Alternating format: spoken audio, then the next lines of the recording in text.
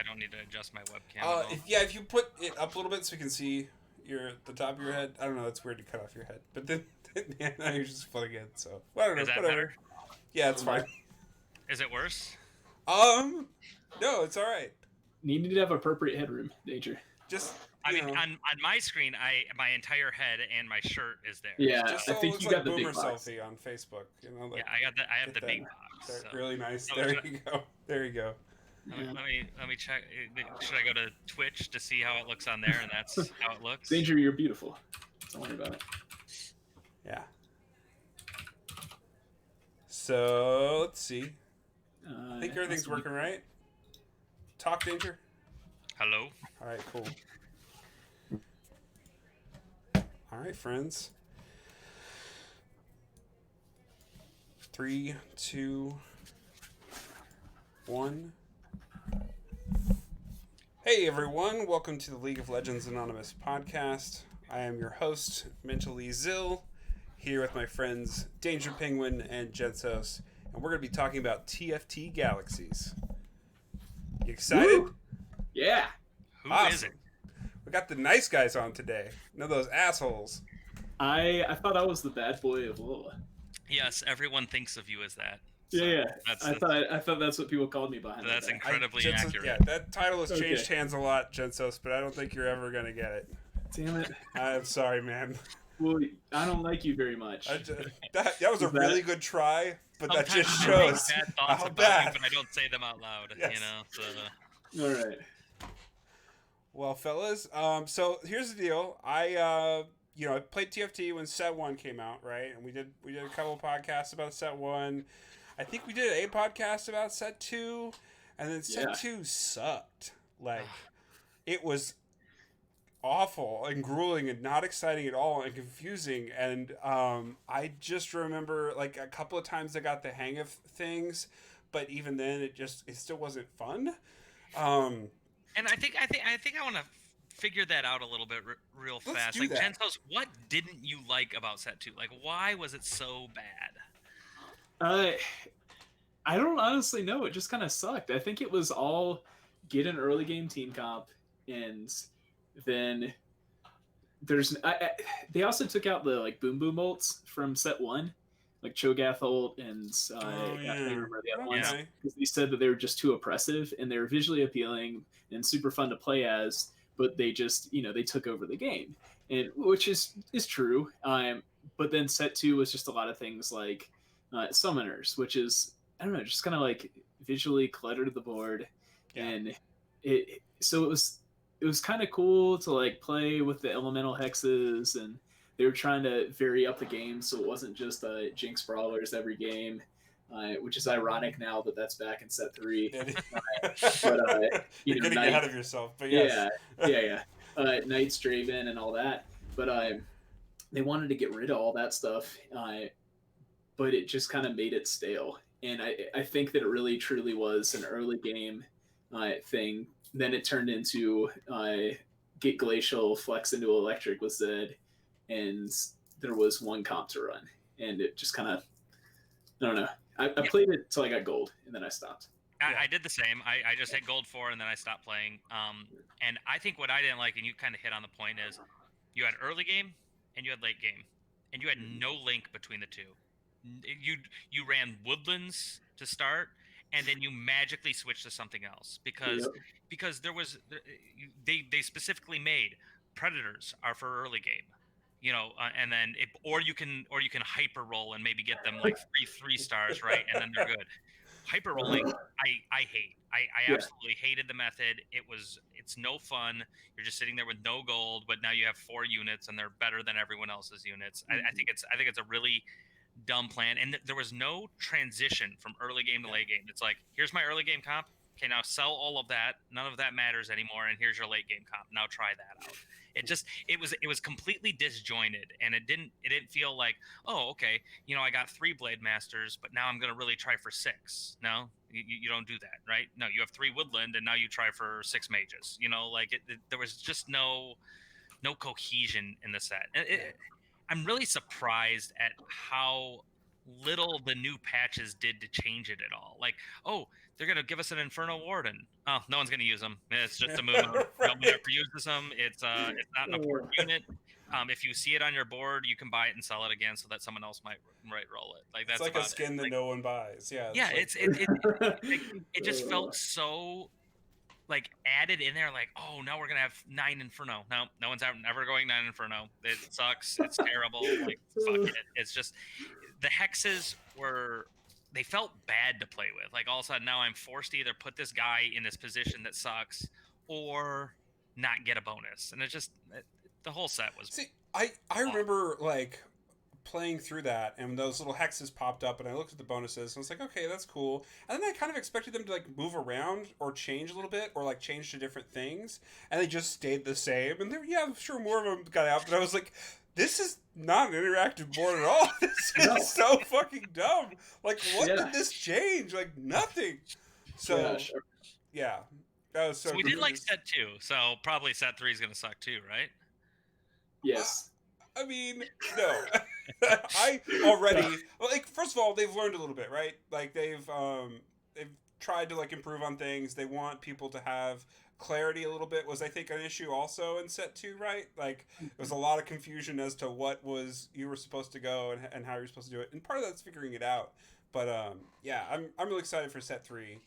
I've played probably 5 games so far. I have won. Oh, I've gotten second place twice. Okay. Once with Rebels, of course. That was my very first comp. I didn't even try. I just got through Rebels and I stuck with it all the way to the end. I was like, this is great. It reminds me of Nobles from the first set, actually, very much. And then, but then I had a couple battles mid-game against a Vel'Koz, and that laser beam is so fucking cool. I had to do it. So I've pretty much just been playing like Void Sorcerer or like Darkstorm Void Sorcerer, some combination where I can get like just this giant beam of true damage erasing everything off of the fucking map. But in general, I actually don't know what I'm doing in TFT, but it's a lot of fun, which is already a good start. You know? It's exactly like set 1, right? I had no idea when I started set 1, but I felt like this excitement to play the next game and be like, wait, why don't I try out a new comp? Why don't I try out this? So if you played TFT for set 2 and you're like, this game fucking sucks, we all agree with you. Yes. Try set 3 anyway, because set 3 brings back that initial feeling for me. Like, I loved playing set 1. I thought when I hated playing set 2, I was like, oh, maybe the newness of the auto battler has worn off, and maybe I didn't like the game as much as I thought, and this kind of got like just played out for me, like, because you never know when you try a new game and you play it for a couple months and you're having fun, and then you keep playing it and you're like, like maybe it wears you down and you just don't like it anymore. And then set 3 came, and I've probably played 40 games of set 3 already in the first week. Because for one, it's on mobile, fucking badass. The people who created the mobile app are on point. It's like you're playing the game. Now, there's a few times that you can fat finger it and not be able to click on the guy that you want to click on. Well, you get it? It's a fucking phone. It's this big. Like, that's gonna happen. You have fat fingers, so. But the interface is really well done, and it's really smooth, and like it's intuitive. You can still emote on people. It's very easy to do that. I encourage you to do so. It tilts people. That's funny. Like, especially if you see them running for something and you're just walking next to it on the carousel and then you take it, you have to dab. It's just what you have to do. Take back the whole nice guy podcast thing. It's very necessary. It's what you need to do. Got to dab on the haters. Yep. But the set feels new. It feels clean. It feels good. The mobile version's really good. So I encourage, if you didn't like TFT for set 2, give set 3 a try, because I think you might change your opinion on it. And it's really funny that set 3 is so much fun, because as we were listing all the problems with set 1 and 2, I feel like they combined all of the issues from set 1 and all the issues from set 2 into set 3. And now you have this like glorious, awful thing where everything is broken except there's one thing that's ultra broken. And for whatever reason, it's just really, really enjoyable. I'm the same way, Danger. Like, when they came out on mobile, that was 3 days after my school got out for spring break, and then they said, hey, you don't have to go back and teach until like mid-April. So I downloaded it on my phone, and it's awesome because I can like pull up, when my kid's watching a movie, I can like pull up TFT mobile, and I've probably played about like 40, 50 games. I looked at Ball Chest. Yeah, I looked at Ball Chest. I played 33 ranked games already, and which like makes me feel like a terrible human. I think that's like about as many ranked solo duo games that I played this season. But it's just like this. I don't know. It's like super addicting. It feels like they got the magic back from set one. And I was that way, like you said, just feeling like you're playing a new game, not sure if you like it or not. I was the same way with Runeterra. When I downloaded that, I got an alpha code, and I was like, sweet, I'm in. And I started playing that and played it like 10, 20 games, and I had a good time with it. But then people started figuring out what the cards do, and I'm not very good at card games. Like I've always been terrible. Yeah. I remember in like middle school, I Magic just go befuddles me, man. I got yeah. Yeah, I would play Magic, and I had this one friend, stupid Michael, that always beat me. And then worse. Then in ninth grade, I started playing Yu-Gi-Oh, and I would only play with Jason, and Jason always beat me with that stupid little penguin card. I don't even remember what it did, but I just remember it pissed me off every time I used it, and I don't think I ever won a game. But yeah, I was always terrible at card games. So like when people started figuring out how to actually play it, I was like, this isn't fun anymore. Like it was just fun playing like Teemo. Yeah, I just want to play Teemo decks and like not be good at the game and like actually still win somehow. But yeah, I never had that with TFT, and I think part of it was it's 8 players, right? Like you just gotta get top 4 and you're fine. Right? That's so. I feel like a winner. I just beat these guys who AFK'd in the first. No, I will say, like, TFT as a game mode is such a good way to just chill and untilt for me. Especially when it's fun. That helps a lot. But yeah, it's like that game mode where like even if I lose, I'm still having a blast. So. Yeah. And especially when you're playing with other people, I think that's the best part. So we need to bring back the TFT Tuesday. I think a TFT tournament would be a good thing to bring back. So. There's talk of one happening. So I don't know if it doesn't happen. I don't know if Amora wants me to tell everybody this, but he's trying to plan something out for the community tournament stuff and all. And one of the things on the table is TFT tournament. If it doesn't happen with him, then I'll make it happen. Yeah. So, you did a good job last time. I thought the round robin was fun. So. Yeah, I was podcasting the entire time it was going on, and people only played 2 of the 3 games, but I think people had fun. I won the first one, so I felt hey. So you had fun. I did, and then Aiden beat the shit out of me. Oh, man. Stupid Aiden. The worst. Him, Michael, and Jason. Hate all of them.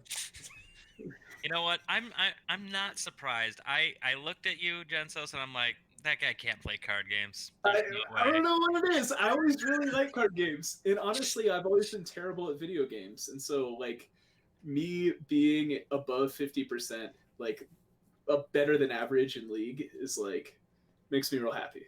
Okay, so this is a weird tangent, but, like, so I'm good at old people card games, right? Like, spades and hearts and like, Pinochle. You go to the bridge club? No. You played a euchre? Euchre. But no, there's this game called Sergeant Major, which I learned from my uncle a long time ago, and it's the only card game. I don't know if you like where this story is going. It's the only card game I know that has snowball mechanics. So, as in how well you do in one hand, or how badly you do, make sure that you do even worse the next hand. Like, as in people get to take like your resources and your cards away from you because you did poorly last hand. So then you have even worse chance of doing it the next hand. And it just gets worse and worse and worse. It's absolute torture. This is why old people think millennials are like the everyone gets a trophy generation, because we have Mario Kart and they have Sergeant Major. No. Like, a lot of games aren't this brutal. I mean, I think League has like tons of snowball mechanics that people know are unfun and constantly talk about. I think it's a pretty rare game that has snowball mechanics as far as old school games go, except for Monopoly. Monopoly is only a snowball mechanic, right? So, and that's why everyone hates that game. I don't think I've ever finished the game Monopoly. Yeah. So like, it is. I don't know. TFT is easy and it's fun and it doesn't hurt if you lose, and that's great. That's where we're at. Yeah. But are there right ways to play it? Are there right ways to play it? I don't know because I am bad at the game and I don't actually win that often. 1 second. My cat has to poop, so I have to let her in the room. Okay. So I think that TFT is a great party game. When like you remember like the like Mario Party games where you just get together and play a bunch of like little side games. Did you On ever play 64? Mario Party? All the Yeah. time. All the Yeah. time. It's fucking awesome. You grab a drink. You can get hammered. It doesn't matter if you get washed in a game, right? Yep, It's not a yep. big deal. Do you remember getting blisters from spinning the controller so much? Oh and man, breaking my hands were just calloused all the way over. The only look at this face. This is the face of a man who's played video games his entire life. All right, I beat Mario Brothers the first day my dad bought us a Nintendo, and I beat Mario Brothers the first day, What? and my dad was like, An original Nintendo? the original Nintendo, and he was like, "What the fuck did I just spend $100 on this thing for?" You're freaking 6 years old and you just beat Mario. That's what $100 was. A lot of money. It was a shit ton. It was an awesome adjusted present. for inflation. Because we're old people. It was like $800. $4 million. But so I've played a lot of video games in my time, so I don't get those things. My hands are just calloused over, and people are like, "Wow, you've been working your whole life." I'm like, "Nah, I've never picked up a fucking rake in my life." Okay, so right ways to play TFT. Drinking and hanging out with friends is a great way to play TFT. Like get a bunch of guys together, talk shit when you go look at their comps. That's a great thing to do. Go look at the guy's comp you want to lose. I feel so naked when I play with you, Danger. You see what he's building, you and look at my board and you mock it. Like never use what you buy. Just leave it on your bench, and then when you fight them, go over to your bench and then dab on each of the characters you have. Danger and Aram and Danger and TFT is just cutthroat. Like Danger's like the best person to play with in regular league. He's like educational and tell you what you did wrong and make you feel really good about it. And then like in Aram, it's always like him yelling, "Clear the wave," and then. In TFT, apparently he buys all your units for a comp he's not running, just so you can't. He doesn't want to win. He just wants you not to. Actually, yeah. Nice. It's a lot of fun, and it's a good time because you're just playing with friends. You might as well fuck around, but you can also play it seriously. You can get into ranked, and you could say that the game's based on luck, and much like a card game, a lot of the game can be based on luck. But there is a lot of good strategy that can go behind it, especially with building items and working towards certain comps and certain items that work well on those comps. One that jumps out at me is Guardian Angel on a mech comp. So, mechs, you get 3 things, they form together into a huge mech. And if you get Guardian Angel on that mech can die, come back to life, continue to fight, then die again. Then they split off into the 3. Then you have to kill whichever unit has that Guardian Angel on it 2 more fucking times. Pretty tilting. So it's tilting, but it's a great synergy, and it's something that if early on, you get your sword, you get your chain vest, maybe hold on to it. That might be a good thing to build towards, And maybe just build it anyways, even if you're not running mech, because Guardian Angel is just good on literally every comp in TFT. If you put it on the right unit, it's just a great. It is not as broken as it was in the first 2 sets. No, it's not. It's not nearly as broken because the health isn't like 1,000,000 health. It used to come back at like 75% health, and you'd be like, "Well, fuck you." The biggest part about it is if your carry gets aggro from infiltrators or something else is getting on backline and they pop GA, then they lose all that aggro. So everybody that was good. And then there used to be spells that channeled that you could still channel while you were dead. Is that a thing anymore? So if for instance, a good one is Fizz, right, in the mech comp. Okay. Because throw out your ult, right, and it's sitting on the ground. The fish is sitting on the ground, and then you die. You're dead, but that ult still goes off. Multiple times I've had that work where it wins you a round because you're dead, but your ult goes off and kills the guy that you were fighting. So there's that. There's Cho'Gath that it works well with. It's GP.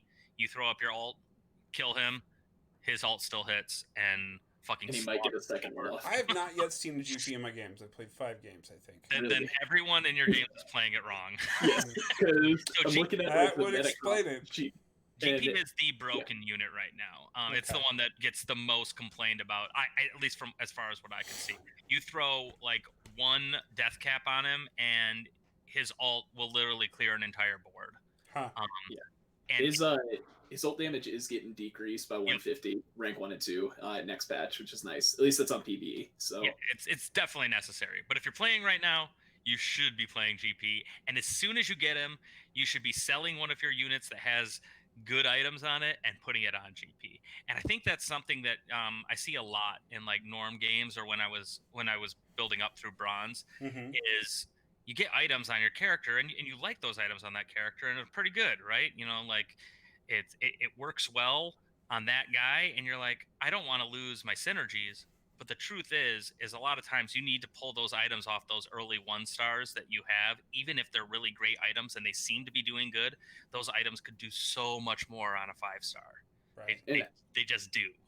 I think something that makes like a good TFT player is planning out your comp and knowing. Like I always pick up a Fiora or a Xayah every game, and I try to two-star the Fiora or Xayah. And if I get a 3-star, then great. Like I have a carry that's a Blade Master, and you can flex Blade Master into a lot of comps. Okay, And I keep items. hold on. When you say carry and you're talking about a 1-star, I'm Yeah. thinking of a carry from beginning to the very end. Is that true?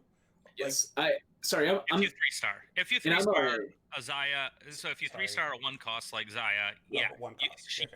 she can I've been carry. using 1-star Okay. and cost interchangeably. But yeah, Xayah and Fiora are 1 cost units, and if you 3-star them, they can be your late game carry. Okay. Fiora less so, but even she's good at it. But I've been picking up Xayah's, Fiora's, putting like I've just been spamming Rebels because that's like 100% the most broken comp right now. And I've gotten like first in the last 5 or 6 matches. Then I got 8th right before we started podcasting because I don't You know want why. to prove the opposite, right? Yeah. The Rebels isn't broken. Please don't nerf it, right? So I can get some time in this year. But yeah, so I've been putting Jinx items onto Xayah or Fiora, or even I had Jinx items on a Shen. Like I just had random items on Shen. I had GA for Gangplank. I had a Morello, which does absolutely nothing on Shen, except it gives him a little more ability power and health. But I just had it on him so that I could hold it and sell him for Aurelion and GP. And then okay. that was the game I got 8th in, so maybe it wasn't a good call. But but I think like going back to my point of a good TFT player is gonna plan out stuff and have those trash units that are gonna be able to carry you until mid game with items on them, or even sometimes like if I'm running Rebels and I get an early 2-star Ziggs. 1-cost unit, not going to be my carry late game. I want him in there for Gangplank for the Demolisher, whatever it's called. Demolitionist. Yeah, Demolitionist. I want him in there for that synergy. But I know I'm going to pick up another Ziggs between level 3 and 8 at some point. And so I'll just throw Ziggs in there, load them up with Morello, with Sarah. Yeah, exactly. ASOL items. Yep.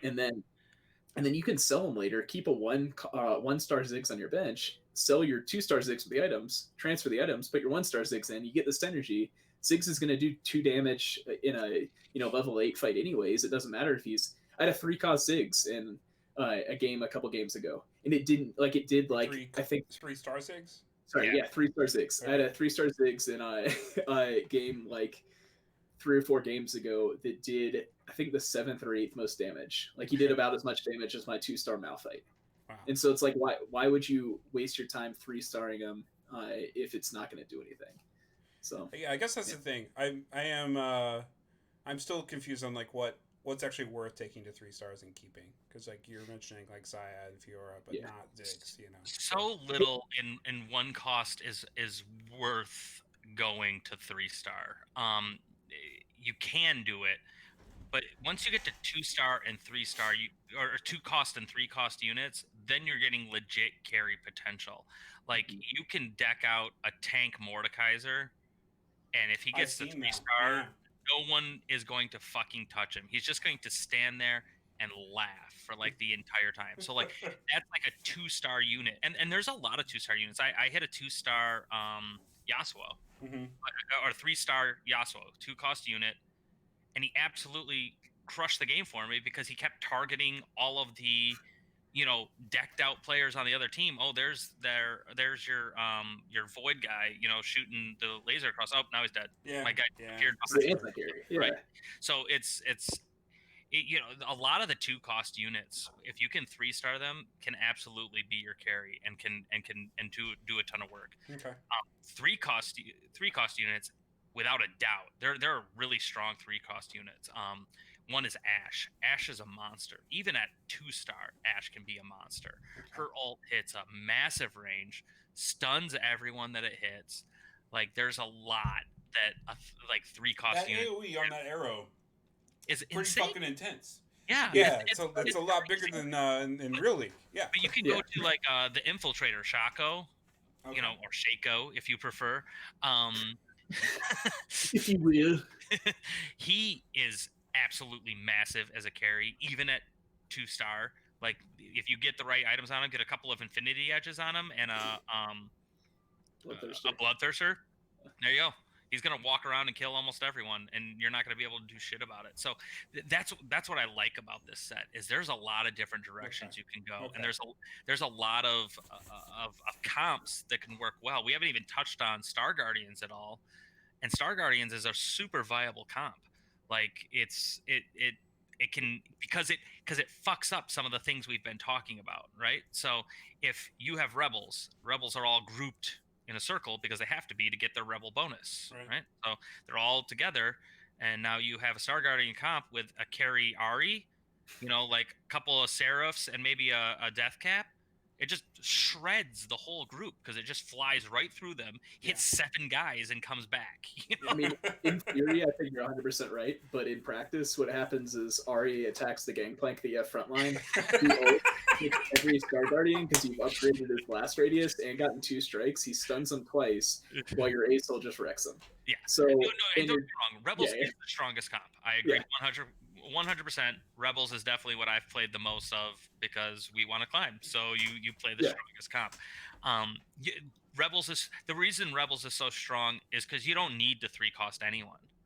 You can 3-star anyone. You could 2-star your 2 1-cost units, your 2 2-cost units, and your 3-cost unit. And there's 5 of your 6 rebels, and they were cheap as shit. They cost nothing. And all that matters is that they're all there waiting for your nice carry to show up and then carry you. So it's easy to execute. Easy to execute. Do you see Astro's comment in the thing where we're saying we're doing the TFT podcast? I did not. I try to avoid all Astro's comments. It's kind of hilarious. There's no TFT content to talk about. Get rebels and pray for Acel. Or just dice roll on blasters. If you go, if you can econ, I think is what you tried to say, with Space Pirates early, it's also broken, which is all true. But it is like, obviously Rebels is broken, and like if we were talking about it for right now, then just go Rebel, literally just force Rebels every game. And if you can do it right, you're gonna win more often than you're gonna lose. It's not gonna work every time because you're gonna have 4 other people forcing Rebels. Well, that's the thing. Right? It's like once other people learn this shit, right? It's not gonna be as available. Like you won't be able to get it. The other thing is sometimes you have to manipulate a little bit of your comp based on the items that you get, right? So we're talking about Rebels. You have 2 carries, right? You have Acel and you have James, right? Well, Gangplank isn't a rebel, so he doesn't count as rebels. You put Gangplank in anything, and he's a carry. That's all you have to do with Gangplank. You don't need anything else that goes with him. Gangplank. There you go. There's your carry. What's the rest of your comp? Doesn't fucking matter. You got Gangplank. Doesn't matter either, though. I mean, I usually stack Jinx, and I think she's strong, but she does 3rd most damage consistently after GP and Acel. Rebels is a level 8 comp, so you have the 6 rebels. You make sure you have Sona, Ziggs, and the other ones don't matter. And Acel, obviously. Sona, Ziggs, Acel. Then you put GP in, and you put Lulu in. And then you have Mystic, 2 Mystics, so you get the synergy. Or you can put MF in and stack her. Agreed. So, but what you just listed was 4 5-cost units, right? But at level 8, it's so easy to get them. It is easy to get them. And that's why you literally don't need a lot. You need to have built up the ability to get those Yeah, units. but I don't think it's super easy to Okay, get. so let's easy. explain how easy it Okay, is let me- rather than let me just explain. saying it's easy. Like, let's It's so teach. easy. Why is it easy? No, Why is it it's so easy? easy, What I do you I don't do? even want to say it, so it's so easy. Just do it. What I've been doing, every game I've gotten first, and I tried to stray away from it and like do stupid stuff. The game I got eighth. What I do is I either go cybernetics first. I pick up Zig's first carousel if he has a good item, like a belt, a Tier. First, tier, okay. or a rod. Okay. Preferably rod or tier. And so for Morello or Saris. And then if he doesn't, I'll pick up a sword or a chain vest for GA on carousel, preferably on a Fiora or a Zaya or a Leona. Fiora, like kind of in that order. Mm-hmm. And then I just roll cybernetics. Like I don't roll at all. You just pick up cybernetics, and so you have 3 cybernetics. You put 3 random items on them: Lucian, Fiora, and Leona usually, and that's really strong. Yeah. And you can usually win streak off that, or if you can get a 2-star rebel and have 3 rebels by the time PVE comes in, then you can play rebels and just put good items on. And just force rebels all game. Yeah, exactly. That's not hard. I buy every rebel unit, and I also buy good units for cybernetics. Okay. Just other cybernetics. And then a lot of times Blade Masters, like once you get up to like your Aurelias and all that, you can start buying them. And she can What actually level is be that around? That's gonna be around level 6, 7. Okay. Yeah. And before so you're gonna see them often. You can see them as early as what, like 4? There's like a 1% chance or something like that. Yeah. But let me back up a little bit too, because you're not gonna roll at all. Don't You're roll just- ever. yeah. There's no hyper rolling. Yeah. Okay. Yeah, You this only- isn't yeah. set 2. Fuck hyper rolling. No. Don't ever touch reroll. If you're running rebels, but If you're running anything, you don't need. there are hyper roll comps that are really good. Okay. Now. Yeah, but you get past Krugs, usually like 2 rounds past Krugs, and you should be at 50 econ. And if you're not, you did something wrong. And then you stay above 50 econ, and you literally just press level until you get to less than 54 econ or 54 gold, because then you would go under 54. And then you wait till the next round, and you press level again. And you wait till the next round, and you press level again. Then you keep doing that until you get to level 8. And then at level 8, you roll down to, depending on if you're close to hitting stuff, 40, 30, or 20 gold. I usually don't go below 20. Okay. And you want to hit as many 5 cost, pretty much ASOL, GP, or MF. As soon as you get your 6 rebels, like at level 6 or 7, when you get your Jinx, you should have the other 5 by then. You can sell the rest of your units, put carry items on Jinx, and start winning. Yeah. And so you're probably going to be at about like 30 or 40 health, unless you just high rolled until then. But at level like 7 is when you should stabilize, get 6 rebels in, put Jinx in the very center of the rebels so she gets the most damage boost and the most most shield, and then she just wrecks things. And it's like you just start winning, and you might lose an occasional round, but then when you get ASOL, you just sell. It depends. Maybe Malphite if you have like a Aurelia or a Kale, and you want the Yi, Yasuo, Aurelia, Kale, Blade Master. Yeah. Okay. If you can Blade Master your Jinx, it's also super good. You can keep Yi and what's his name? Favorite item on Jinx is Runins. That's my absolute favorite item on Jinx, because she gets excited off of helping killing things. Mm-hmm. Right. So if you can spray off with your blaster shots extra things and they end up dying, that's when she gets excited, and that's when she starts popping off. Yeah. So when I hit 7, I do everything exactly like Gensos did. We haven't played at all together. That's the exact path I choose. Never reroll, always econ, get big. The only time that I start rerolling is if I drop below like 35 health or something like that, and it means if I don't 2-star 3 of these guys, then I might not live 2 more rounds. Right. That's the only time I'll start rerolling before 8. I just need the eighth place if that happens to me. Right. Which you can do. That's an option too. But if I know like all I need is 1 more Jinx and I'll start winning rounds, or at least losing rounds less, then I'll try and do that because I've won 2 games where I've dropped below 10 health early. Mm-hmm. And as soon as I hit my comp, fuck everyone else. Go on an 11-game winning streak, you just win. I think the key is this time damage is so much lower. Like damage in the early rounds is so low that you don't have to worry about it. Yeah. You can win streak, which is fine. You can also lose streak, which is fine. And you don't have to hard lose streak. Like set 2, if you lost like the first 3 rounds, you could be at 81 health or 79 sometimes if you went against the wrong comps. Like you could get fucking destroyed in 3 rounds. You could have lost a fifth of your health. Now the loser is normally at like 89 health. Like that's a huge difference. Instead of 20% down, you're 10% down. Yeah. And so the damage doesn't amp up until you get in the late game. It's a lot more steady throughout. So you can lose, and even I didn't level at all.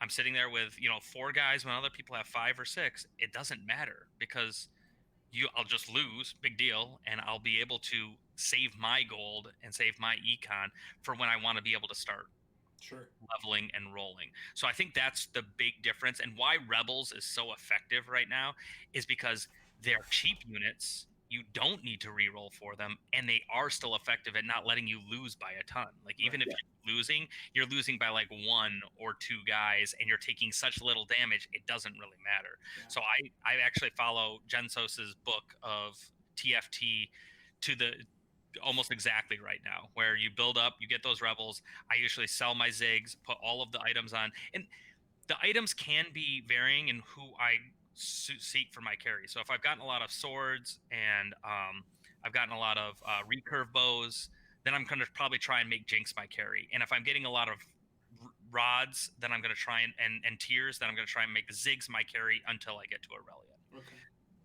Aurelia? Aurelion Soul. Aurelion Soul. Oh, okay. Sorry. Yeah, the big star robot dragon. That's what I'm looking for. And one thing too that's a viable strategy that you touched on a lot is just lost streaking until Krugs.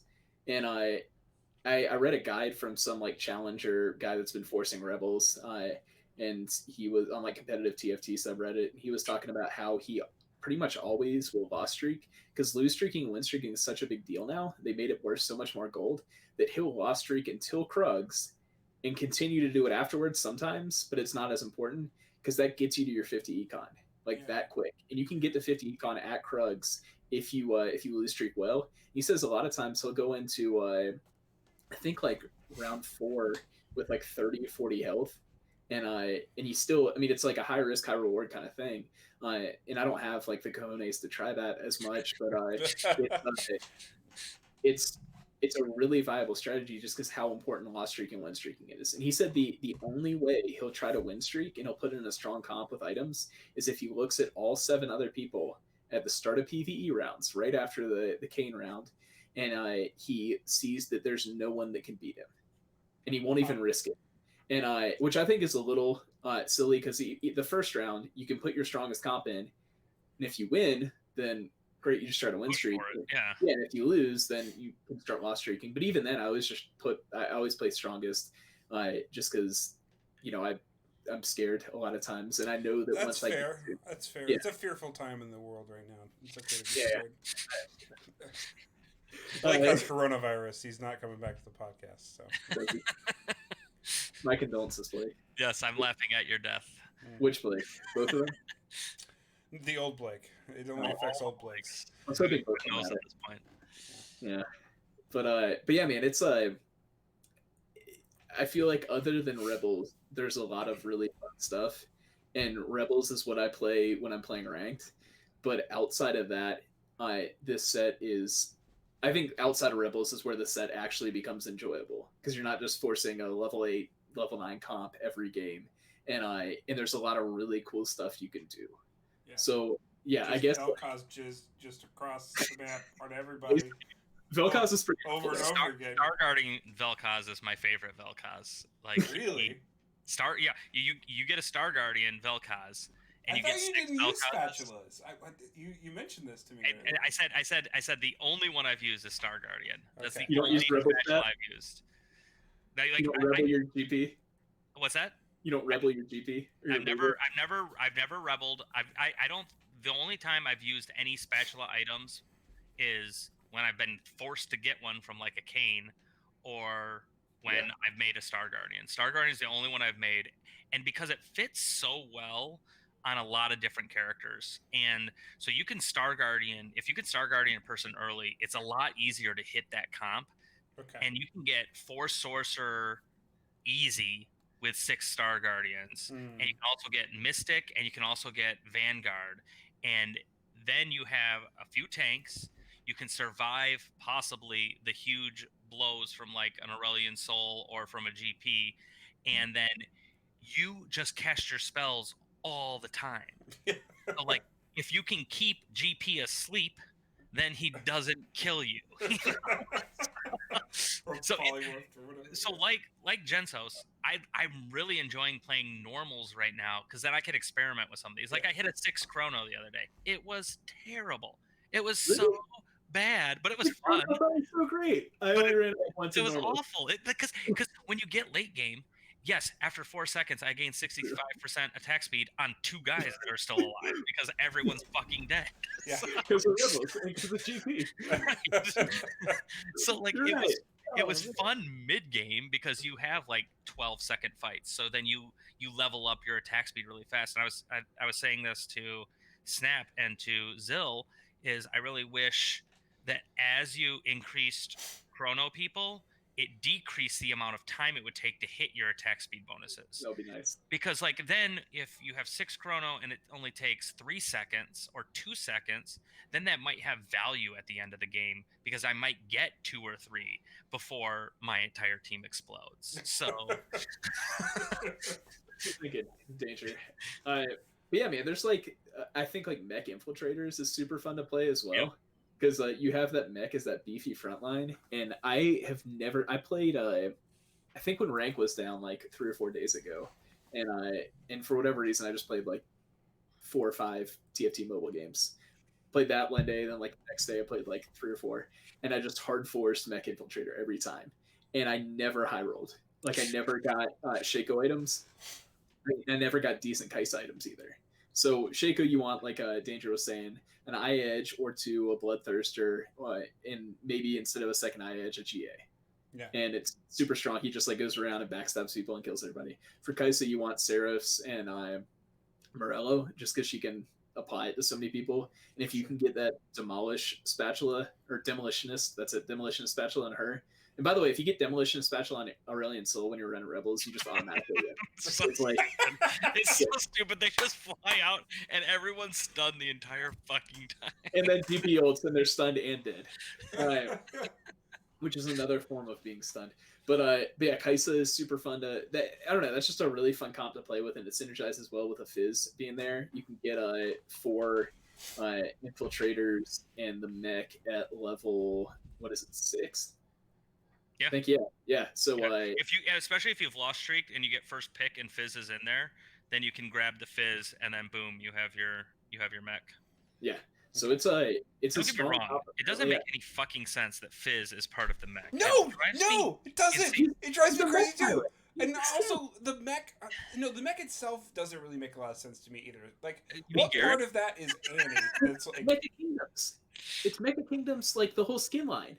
It's like they're giant robots. I agree. Mecha Kingdom, the skin line would make sense. Not one of those 3 characters has a Mecha Kingdom skin line. Yes, thank you. So if it was Jax and Set and they each have their own mech. Leona who turned into it, that would make a ton of sense. They each have their own mechs though. The Fizz, the Annie, and yeah, but mechs turn into other mechs. That's how. Yeah, but they're mech pilots. The skin name is Mech Pilot, isn't it? Isn't it like Mech Pilot Fizz? Is it Mech Pilot Fizz? I don't know. I used to play Fizz.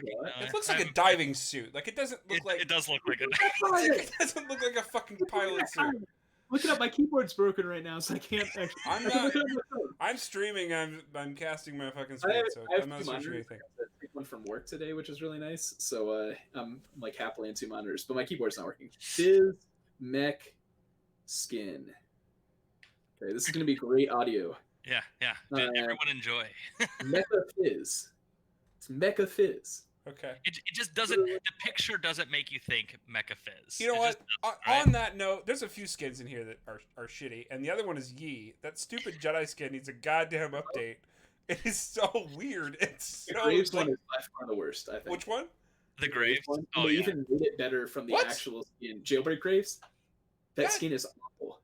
No, it's fine. Super Galaxy. It's Super No, Galaxy it's Fizz. fine. Super Galaxy Fizz. It's Super Galaxy Fizz suits up in a futuristic gear straight from outer space. He's set to land on the Rift and shoot mystical flying geared up sharks So at he's you. not a mech pilot. You're not a mech pilot. We were right. He's not a Awesome. fucking mech pilot. He's not a If mech anything, he has Finn- a suit that protects him from the atmosphere, like a diver might No. have. Listen, awesome animation for when you're going back to base. Fizz jumps into his mech and ports back. Yeah. So based on his recall, he is now a mech pilot. Whatever. Yes. When hasn't Riot stretched the bounds of reality? So I think there were better choices for the mech, but I like the way it synergizes. I mean, you have Infiltrators to, is a lot of fun, so it can be a good time, and you're dead on. Like once you get that mech, now you have that tank in front and allows the infiltrators to just do a ton of work. No, you have I to discovered the avoid GA sacrifice. trick on the mech by accident, and I was appalled that somehow Rumble was allowed to have that GA afterwards, even though the mech had been destroyed. What are you offended by? I was like, wait a second, this is not fair. I also saw somebody. I don't know if they patched it out or if I was just like been drinking a little too much. But somebody had GA and Zerat portal on the mech, and I could have sworn that the mech turned into a Zerat and then it expelled 3 people out. So there's 4 units.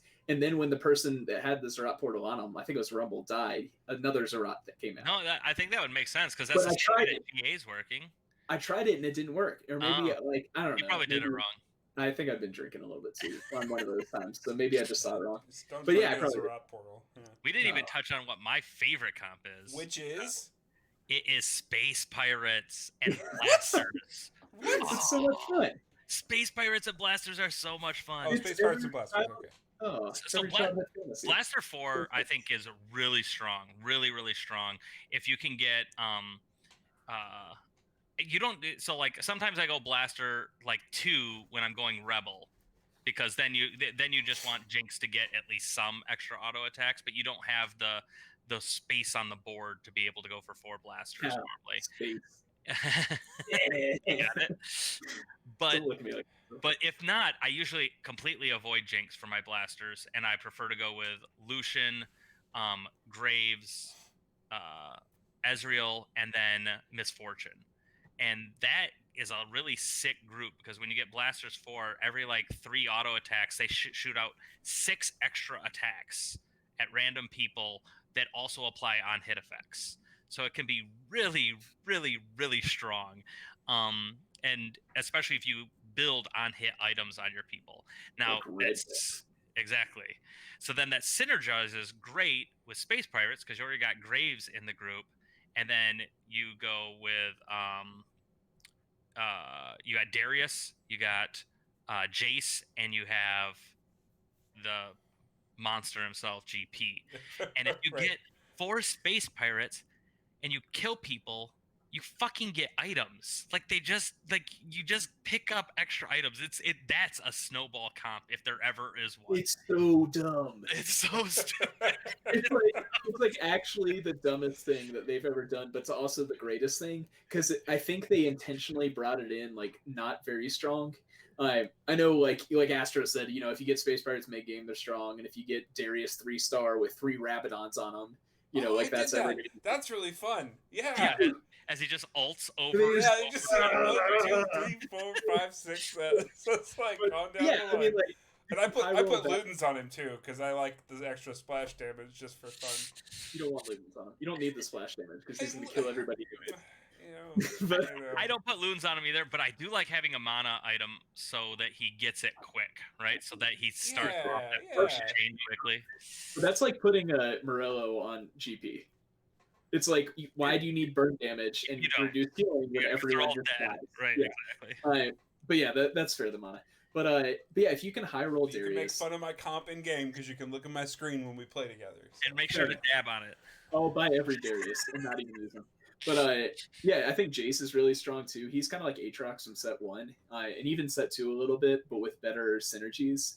And and if you put Morello on him and some Why is a defensive fucking Vanguard makes no fucking sense, but but it works. Yeah, and high roll Vanguards is super strong right now. Like high roll Vanguards, high roll Protectors is also super strong with like a Zinzao. I've never been. That's the one comp I haven't been able to make work for me. I cannot Really? get Protectors to do shit for me. I can run 2 with like Rakan and that's how I beat you that one round. I think was with Protector. Yeah, because like Rakan and Xin Zhao have really good synergies, right? Because they have the exact same 2. They're both Protectors, they're both Celestials. Very good synergies. J4 to me is always weak, and he's even weak for a 1 cost in my opinion. And I know he's getting a buff too, so that makes sense. But even for a 1 cost, like I feel like he adds no value, like almost across the board. Yeah. And then the problem is, this is my problem with the comp, is then you have those 3, so maybe you can go 3 Dark Star, maybe you can go 2 more Celestials, right? So you can get some, and then you have the Star Guardian Nico, right? It just feels so disconnected from the rest of the Protectors that when you get her into that comp, she'll never synergize with anything else. She's so strong though. If you put a GA Morello on her, then she just wrecks. Yeah, and you have to frontliner is the thing. It's kind of weird because she's a ranged unit, her and Rakan. If you don't frontline them, like Rakan, you can backline, or like you can put right behind the front line, the second row. But Nico, you have to frontline, or else she does. I don't understand the synergy of her attack, which gives her a shield, and then Protector, which also gives her a shield. But they both run out rather quick. So then once the shields run out, she's now just another squish, right? That's it. It's a counterintuitive unit to me, so I have a very hard time building around it because I don't like the way that it feels. Like it just feels like it doesn't make any sense. It's inefficient, right? Yeah, exactly. Yeah. Good for the next 2 seconds, which by the way, her attack stuns for 1.5 seconds. So for the next 2 seconds, she has a shield. But for 1.5 seconds of that, everyone around her stunned anyway. And then by the time they start attacking, her shield's now gone. Like, I mean, there's a disconnect here. And I don't like there's no backline. Like the backline's what's going to be attacking her. Right. So I mean, I know what you're saying. It just feels off to me. So that's one comp I haven't. But I think what's really interesting is we've just spent like 30 minutes talking about this set, and we've talked about damn near everything and how much fun it is to play. Yeah. Right. Yeah. That's what's so great about Galaxies. Whether you're going Infiltrators mech, or you're going Rebels because you want to win, or you're playing GP or Celestials and Snipers. We didn't really jump on Dark Star and Snipers, but like Jin can just put out this fucking insane number of damage, and then at the same time, if you have your other sniper being Ashe and you get some Celestial in there, you're also healing with all of your attacks. You don't even need to build heal items because they're already crushing it from Celestial. So like there are so many different comps that can feel very rewarding and fun to play and feel like you have options to win the game as long as you're not up against a Rebels team. Like you can come in second or third, and that's still really fun. And I still feel like a winner. Yeah, I mean, honestly, like coming in second doesn't feel bad. Second doesn't feel bad. Second feels really good sometimes when you knock everyone else out. It's just the 2 of you. You're like, hey, we're both here. Or like when you're in second and you just crawl your way up into second, like that's the best. That feels really good too. Yep. Oh man. So real quick, I wanted to ask you guys. So yeah, we talked about a lot of what we like. We talked about a few things we didn't like. Real quick on items though, like I feel like in the past few sets there's been items you just do not build for any reason. Like what are those? Like what comps to avoid? What items to avoid? So they changed all characters so that everyone gets a bonus from spell power now. Okay. So now if you build a spell power item on anyone, everyone has something that scales off of spell power, which was ingenious because now no matter what, someone will be getting some kind of use. Even if it's not ideal, it's something that at least matters. Now, there are still things that obviously don't work. Jensos brought one up earlier where Morella Namakan on a Shen its effect won't do anything to anyone. A Morella Namicon on a Leona, the effect doesn't do anything to anyone. But at the very least, the spell power does something for their abilities, whether it's dodge rate or it's time or it's shield power. It does something, so that's nice. I find that Shojin's is strong because there are so many units that have over 80 mana in the game now that if you want to get off multiple ults, then Shojin is very strong because there are very few in the old sets, like you remember Kog'Maw and stuff like that. You had so many below 65, so then Seraph's is stronger because Seraph's will let you get there quicker. Is 65 the cutoff? I think it's 85, 80, but, okay. but between 70 and 85 Yeah. they're about even. Right. But everything above 85 Shojin's is better, and definitely everything below 60 and below the Seraphs is better. But I still like Seraphs mainly because I run Rebels, and then I put it on. Then I put it on Ziggs. It's very strong on Ziggs. If you get 2 Seraphs and you get Demolitioner, he can carry you all the way to you get to Aurelion Sol. So that's good. I like, but I don't like spatula items as we talked a little bit about it. I don't feel like they have the same strength they did in previous sets. You're not looking for blender, right? You don't want you like the Nocturne blender style that ruined set 2 for so long. Yeah. They've taken power out of those, which I don't think is the wrong move. I'm just saying I see a spatula now and I don't run and get it. Like, I very rarely am going to go for a spatula. The only time that I'm going to run for a spatula is if I'm going to make a Star Guardian or if I have another spatula. Yeah. Those are the only times where I'm like, before, no matter what, everyone would run for that spatula. It'd be the first item. It wouldn't care matter what items I had, what I was going for. I wanted that spatula. I almost never do that now. So I would say spatula in general is much weaker because it used to be the number 1 item, and now it's probably my least liked item. So. I 100% agree on that. And I think that there are the spatula items I get are usually on the whatever carousel the full items start popping up. If there's a rebel spat or if there's a demolition spat or just whatever spat or team I'm trying to run, infiltrator can be really strong on like KO or Aurelia to get in that back line, stuff like that. But it's not as, like you said, it's not something you run to. I was looking through a list of all the items, and I think the only 2 that I don't actively build for some comp are Shroud of Stillness, which shoots out that beam like straight ahead and makes. Yeah, I saw that item last game for the first time. That was weird. It is weird, and I almost never use it until like the last my match yesterday, where it literally won me the game because his GP was fucking decked out to hell, and you know what I did? I completely ruined my rebel bonus, and I just moved my guy 2 spots over, and boom, Shroud. He didn't get off his attack. He died, and I won. Nice. And so it is a way more strategic item than I think even normally I will play with, right? Because I don't want to be that strategic. Okay. Like I'm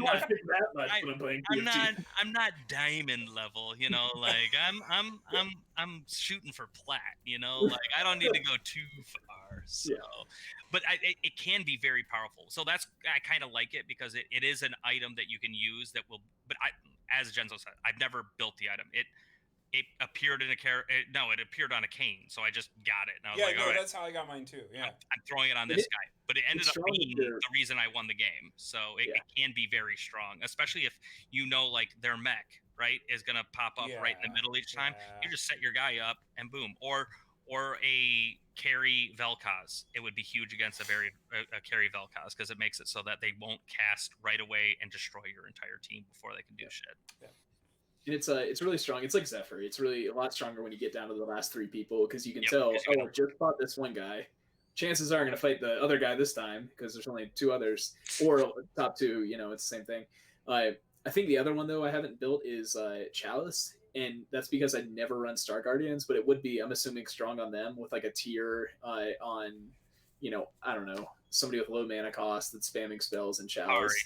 Ari is their low cost mana spammer, and what can really help out the other ones because I think it only has like 40 or 60 mana, and so like A Chalice, I feel, is like a low grade Seraphs. I'd always rather have Seraphs than Yeah, Chalice, exactly. right? Okay. So I agree. I don't often build Chalice. The problem is also once your team starts spacing out, Chalice no longer has the effect that it's intended. Right. You know, like if they're gonna hug each other, you know, like, and you have that kind of range so that they're not going to be moving, then it might be more valuable. But for the most part, I agree. I don't build Chalice. I would much rather save that tier for something else. There's so many other good items with tier.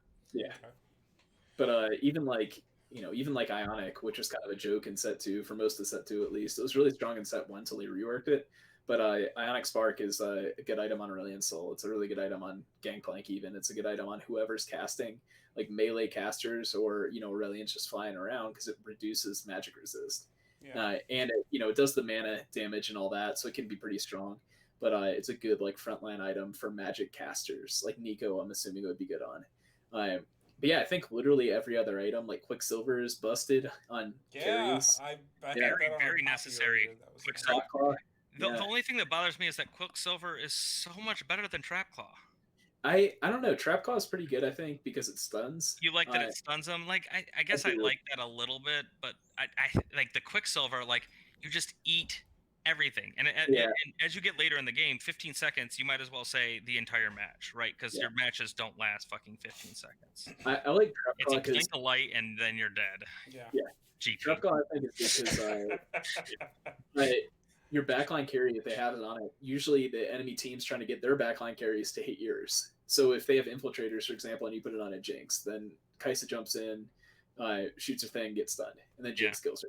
And so you put it on your backline carries so that their high priority units get stunned and can't put out that damage, so the match can last longer for you to put out yours. I don't like it better than Quicksilver, but I definitely do like it. I don't know what the interaction between Trapclaw and Zephyr is. I don't think Trapclaw stops Zephyr though. Yeah, it doesn't. And so Quicksilver does. So I like Quicksilver a lot of times, especially when you get to those like last 2 or 3 people and they're trying to Quicksilver or Zephyr your carry. You can put a soul in that spot because he can't be displaced, or you can put your Quicksilver unit in that spot so they don't either. So I agree. And then it wastes it. Like, so like if you were just to move your unit out of that space, it's going to go to some other random person, right? But if you can put one of your immobile, can't immobilize units on it, then it just makes the Zephyr completely worthless. Right. So yeah. All right. Every item's good. That's awesome. Well, thanks for answering that. I think we're going to kind of wrap it up here. But real quick, we're going to do TFT Tuesdays. So join us in the Discord and the TFT Tuesday channel on Tuesday nights. And yeah, we'll be playing some games. Trying to climb, just playing socially, whatever. Doesn't matter. And then, I don't know. You guys have anything, last things to say before we close out? No, try it out. What? Don't get coronavirus. Don't get coronavirus. Penguin, what's up? Try it out. Try it out on mobile. I think you'll be impressed with the app. It was way better than I thought it was going to be. Okay. Because I haven't played Riot on the phone before, right? So you're not sure how it's going to transfer over from PC build. Like sometimes even PC build to a fucking console can suck, right? Yeah. So I wasn't sure how it was going to turn out. I'm very impressed with how it turned out, though. That's cool, man. Because like I hate phone games, but I like TFT, and if it's the same thing or at least like good enough, that's awesome. So I may actually be doing some of that. So I'm a mobile only gamer now. I actually sold my PC, so I only play Rage Legends and TFT. Awesome. All right. Well, good night, everyone. Thanks for listening. All right, just hang out in here till we upload. Alrighty.